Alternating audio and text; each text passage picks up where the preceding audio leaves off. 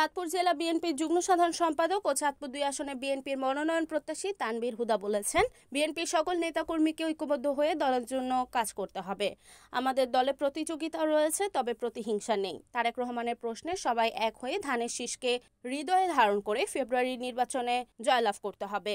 BNP শক্তিশালী হয়েছে মা বোনদের কারণে। বিএনপি সাধারণ মানুষের দল, মা বোনদের দল। কৃষক, শ্রমিক, মেহনতি মানুষের দল হচ্ছে বিএনপি। এই সাধারণ মানুষ ১৭ বছর ভোট দিতে পারেনি।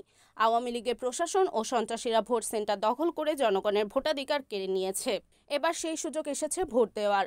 বিএনপি নেতা আব্দুল খালেক মিনু দাওয়ানের সভাপতিত্বে ও উপজেলা যুবদলের সাবেক সাধারণ সম্পাদক আমির হোসেন আমুর সঞ্চালনায় বক্তব্য রাখেন তেজগাঁও থানা বিএনপি সিনিয়র যুগ্ম আহ্বায়ক হাফিজুর রহমান কবির, বিশিষ্ট শিল্পপতি ও বিএনপির নেতা আহসানুল্লাহ প্রধান, ফরাজিকান্দি ইউনিয়ন বিএনপি সভাপতি ইয়াসিন মোল্লা, উপজেলা বিএনপির সহ সাংগঠনিক সম্পাদক তাইজুল ইসলাম মিয়াজি, পৌর বিএনপি সিনিয়র যুগ্ম সাধারণ সম্পাদক বিল্লাল ফরাজি, উপজেলা বিএনপির সাবেক যুগ্ম সাধারণ সম্পাদক আবু সৈয়দ গোলাম রাব্বানী মামুন, উপজেলা যুবদলের সাবেক সাধারণ সম্পাদক আমির হোসেন আমু, সাংগঠনিক সম্পাদক কবির হোসেন মজুমদার, মতলব পৌর বিএনপি সাবেক সিনিয়র যুগ্ম আহ্বায়ক শাহ গিয়াস সহ অনেকে।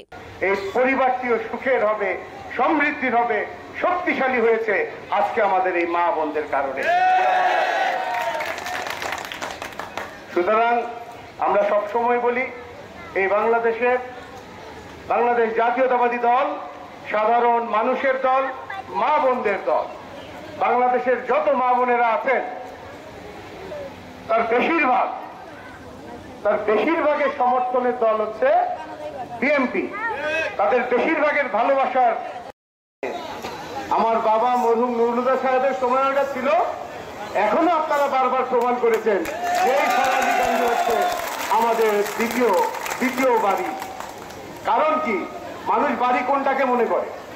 যেখানে গেলে মনে শান্তি পায়, যেখানে গেলে মানুষের ভালোবাসা পায়, যেখানে গেলে মনে হয় নির্ভরতা পায়, সেটাই হচ্ছে নিজের বাড়ির মতো মনে করে। Report Suman Ahmed, NAN TV, Chandpur.